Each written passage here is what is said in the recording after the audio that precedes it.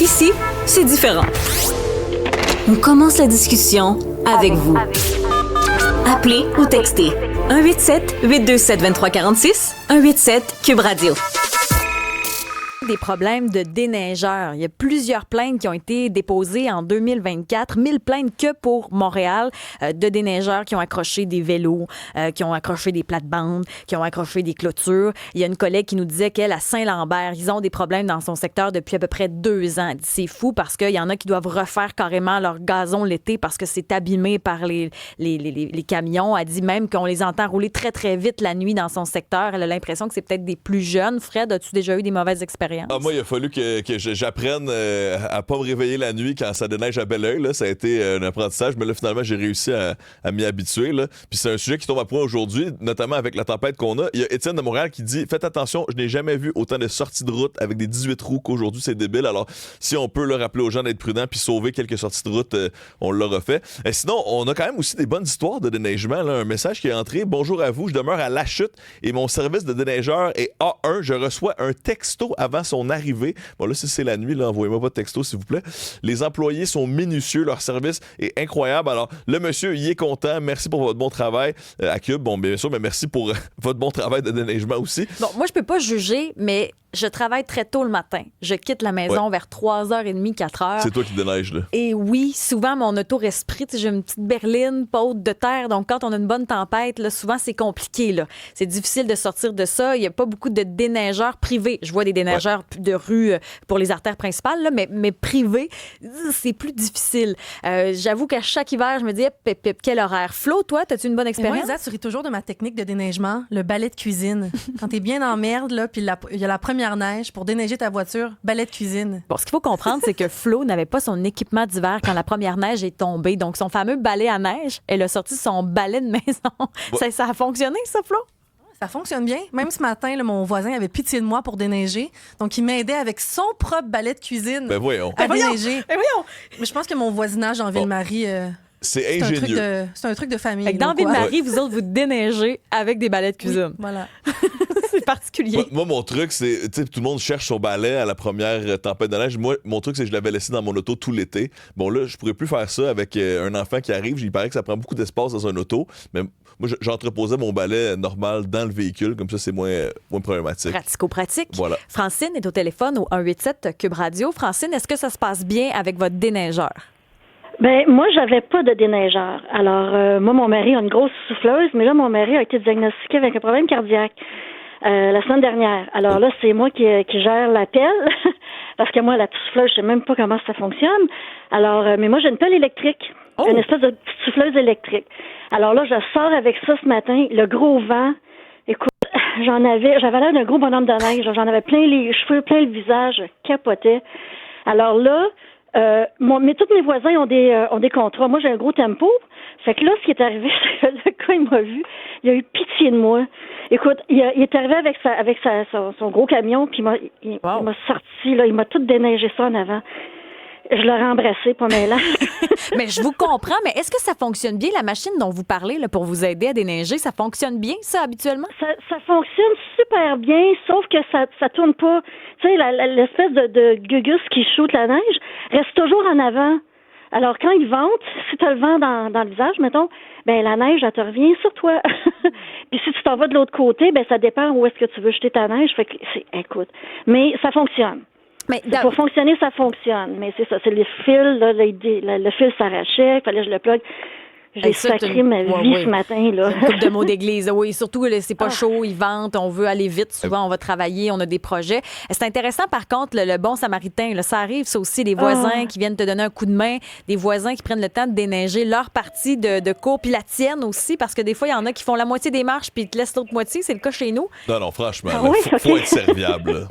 Mais ça, c'est bien. Moi, écoute, j'ai appelé la compagnie, parce que là, j'ai vu le numéro sur toutes les pancartes autour, puis je l'ai pris. Je l'ai appelé, j'ai dit, regarde, je t'engage. C'est quoi le nom de la compagnie, là? C'est quoi le nom de la compagnie qui a fait une bonne job? Landry à Dorval. Oui, c'est Air Landry Déneigement, paysagement à Dorval.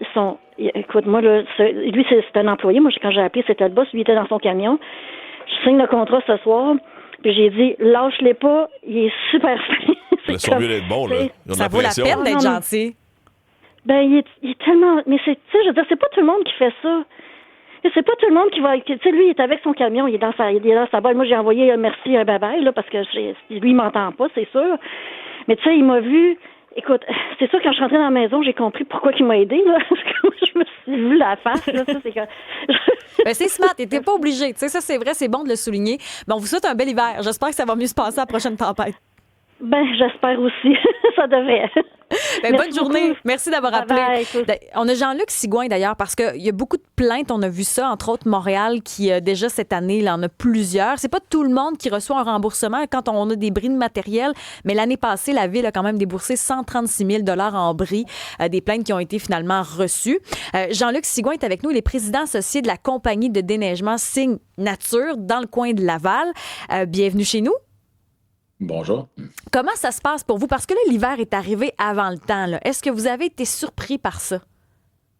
On a été surpris, mais on n'est pas supposé d'être surpris. Toute bonne compagnie de déneigement doit être prête au 1er novembre à faire feu. C'est juste qu'on a peut-être été habitué dans les 5-10 dernières années, peut-être à avoir des hivers qui commençaient plus à la date actuelle, le 10, autour du 10 décembre, mais il faut être réaliste. On est au Québec, puis l'hiver, ça commence techniquement le 1er novembre. Excusez-moi, pas la saison, mais je parle pour nous, en tant que déneigeurs, notre saison de déneigeurs commence le 1er novembre, comme dans la plupart des contrats. Puis à Laval, comment ça se passe pour le moment? Est-ce que ça se déroule bien? Relativement très bien. C'est sûr que c'est des conditions difficiles. C'est une petite neige qui est constante. Moi, quand j'ai appris à faire du déneigement, on me disait toujours, sois très prudent. C'est pas la quantité de neige qui est importante, c'est le temps qu'elle dure, les précipitations de neige. Là, présentement, on a une neige continuelle depuis plus que 24 heures. C'est dur sur les équipes. On parlait de bris, là, entre autres, pour le service de déneigement à Montréal, autant que ce soit privé ou par la Ville. Vous, est-ce que ça peut arriver dans une saison? Est-ce que c'est quelque chose que vous notez, que vous observez, bris de matériel avec le déneigement? Absolument.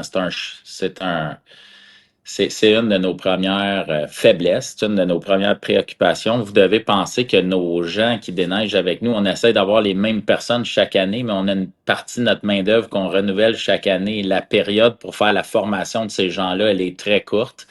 Cette année, habituellement, on forme les gens là, du 15 octobre au 15 novembre. On a même un centre avec des canons à neige chez nous pour faire pratiquer nos employés. Mais cette année, ça a été très court comme formation. Qu'est-ce qui arrive dans ce temps-là? Ben, on est plus sujet à avoir des bris. Puis très court, là, je sais que pour la Ville, des fois, là, c'est 2 jours de formation. Est-ce que c'est comme ça chez vous aussi?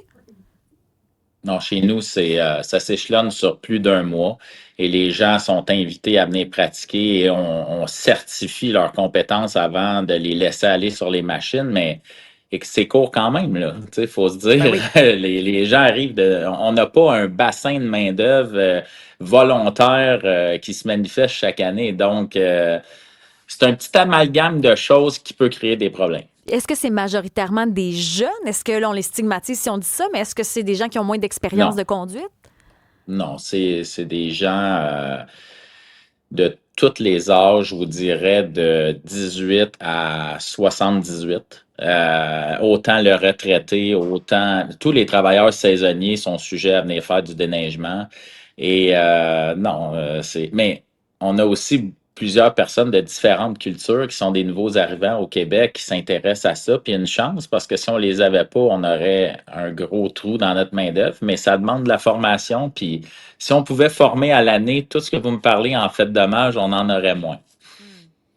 On a Guylaine qui nous écrit « J'ai envie de pleurer, j'ai fait mon premier paiement, puis le déneigeur n'est pas encore passé, il ne répond pas. Que puis-je faire? Ou porter plainte? » Monsieur Sigouin, il y a quand même des gens qui peut-être profitent un peu de la situation. Comment est-ce que Guylaine où Guylaine peut-elle se retourner? Écoutez, ça, c'est un sujet très sensible. Chaque année, dans vos différents secteurs, vous avez des déneigeurs qui s'affichent avec des balises avec leur nom dessus, qui sont là régulièrement. Les gens, malheureusement, cherchent souvent à avoir le meilleur prix, dans les meilleures conditions au meilleur prix. Moi, je dis toujours aux gens, essayez donc de trouver des gens responsables. Là. C'est un engagement, c'est un contrat. La compagnie de déneigement vient chez vous avec de la machinerie. Il y a des choses qui peuvent arriver. Essayez d'avoir des gens qui ont une réputation déjà de bâti puis sur qui on peut se fier. Là. C'est quoi les dommages que vous voyez le plus là, quand il arrive le temps de déneiger? Parce que, à Montréal, on voyait entre autres des vélos, on voyait des clôtures, parfois des plates-bandes. Est-ce que ça ressemble aussi à ça à Laval? Oui, bien là, c'est parce que vous nous parlez aussi présentement, probablement de chenillettes à trottoir qui longent toutes les propriétés résidentielles qui font face à toutes sortes de défis, là. Tu sais, les trottoirs, des fois, c'est pas large, les autos sont mal stationnés. Vous me parlez de vélo, le vélo empiète la surface du trottoir. C'est encore une fois un amalgame. Mais oui, dans toutes les villes, on a des défis semblables. Puis, je vous le dis, là, pour une compagnie de déneigement, au Québec, là, on déneige pas nécessairement, même si les taux ont augmenté depuis les dernières années, on déneige pas encore à des taux qui sont nécessairement adéquats. Puis le volume de travail est très grand. Ça fait que les déneigeurs ont beaucoup de pression sur les épaules pour livrer la marchandise. C'est encore une fois un petit cocktail qui fait en sorte qu'on peut faire des dommages. Il y a Daniel qui dit moi, j'ai une tradition depuis que je suis tout jeune. Mon père le faisait avant moi. J'offre une bouteille soit de spiritueux ou une bouteille de vin à chaque temps des fêtes à mon déneigeur. Comme ça, mon entrée est toujours propre. Juste Sigouin, est-ce que vous êtes achetable dans le fond? Non, mais malheureusement, ça marche pas comme ça. Par contre, ça me prouve qu'il y a encore des gens qui apprécient les services qu'on offre et qui sont sensibles à ça. Malheureusement, c'est pas dans les valeurs de tout le monde. On reçoit plus de messages des fois d'irritants, mais la neige, c'est un irritant. C'est un irritant pour l'horaire de tout le monde. C'est un irritant de sécurité. C'est un irritant majeur, mais je suis très content d'entendre ça quand vous me dites quelque chose comme ça. Ouais, donc, vous ne direz pas non là, si on vous offre une petite bouteille de vin avant Noël. Là. Absolument pas. Mais sinon, il y en a qui parlent également du bruit, ceux qui déneigent près des grands stationnements.